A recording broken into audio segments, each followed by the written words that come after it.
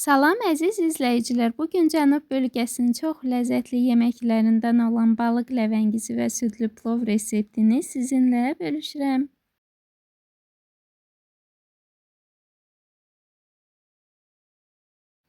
Öncədən hazırladığımız ləvənginin üzərinə zövqə görə duz, istiot, balıq kürüsü və zincəvul əlavə edib qarışdırırıq.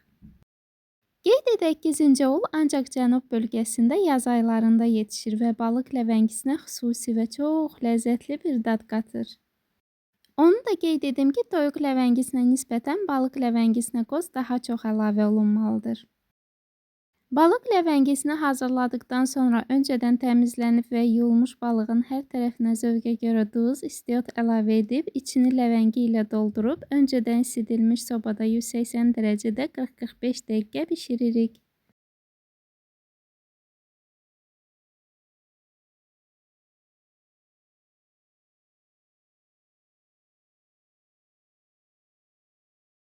Daha sonra keçid edirik südlü plovun hazırlanmasına.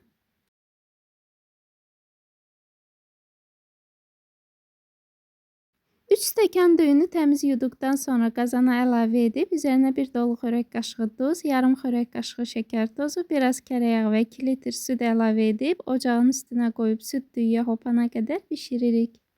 Qeyd edək ki, plovu ara bir qarışdırmalıyıq ki, plov dib tutmasın. Süd düyüyə tam hopduqdan sonra üzərinə kərəyağı əlavə edib, qazanın ağzını təmiz dəsmalla örtüb, qapağını qoyub vamodda 40 dəqiqə dəmə qoyuruq. Plovu dəmə qoyarkən üzərinə zövqə görə quru meyvələrdən də yerləşdirə bilərsiniz. Südlü plov və balıq ləvəngimiz artıq hazırdır. Allah tutduğunuz orucu qəbul etsin. Hazırlayacaq hər kəsə indidən nuş olsun. Göz haqqınızı halal edin. Videonu bəyənib və kanalımıza abunə olmağı unutmayın.